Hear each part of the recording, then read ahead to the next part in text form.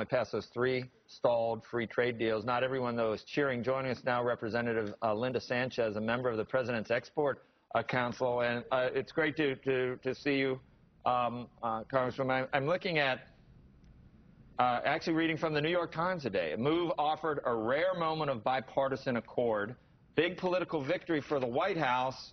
Proponents, including Mr. Obama, predict it will reduce prices for American consumers and increase foreign sales of American jobs or goods and services, providing a much-needed jolt to the sluggish economy. All these, it seems like just about everyone was bipartisan on this. Why did you not like these deals? Number one, they were crafted off of a broken trade model that hasn't delivered on many of the promises of NAFTA, say, or some of the other trade.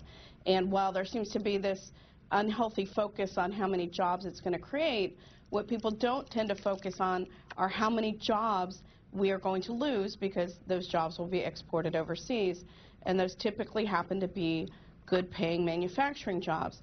This country has been hemorrhaging manufacturing jobs like crazy, and then we wonder why people are unemployed.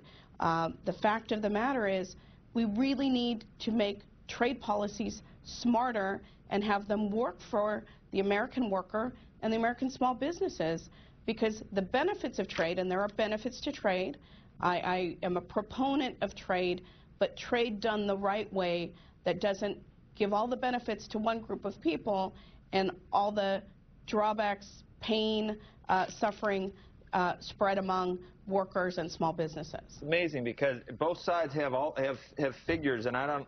It's like so many things. You just don't know who to believe. I'm just reading something that just the South Korea agreement is expected to support at least 70,000 American jobs, spur economic growth by $12 billion, and increase U.S. exports to South Korea by $11 billion. So either it's supporting 70,000 American jobs or it's not.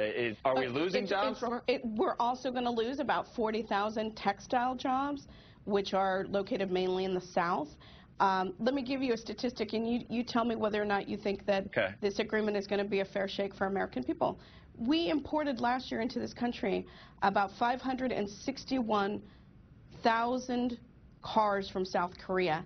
Do you know how many cars we sell in South Korea, that we export to South Korea? 7,500. So if you think that there's a level playing field in terms of the trade and that somehow now we're going to export an equal number of South Korea, the fact of the matter is that this agreement won't do that.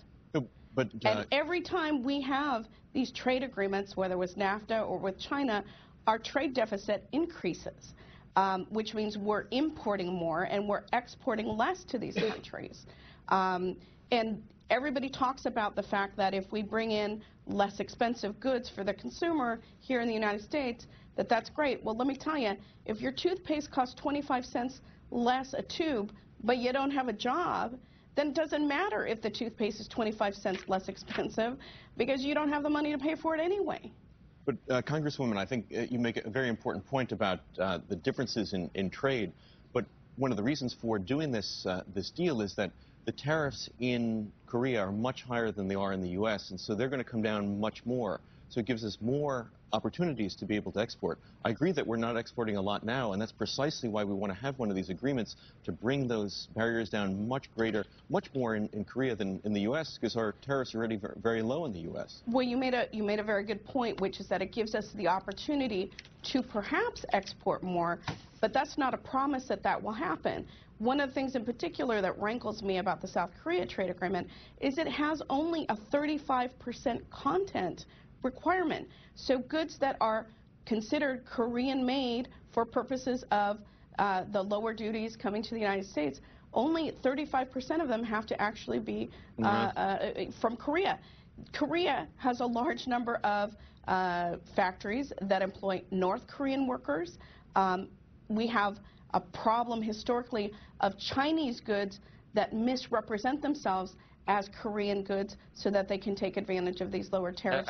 So the fact of the matter is many of the benefits may flow to countries that don't deserve them, and that we have a huge trade imbalance, for example, with China to begin with. There were some concessions for the automakers. Even the UAW finally got on board after some negotiations between Democrats and the Obama administration for the deal. So UAW got on board because there were slight changes to the agreement that allows us to export slightly more cars, okay.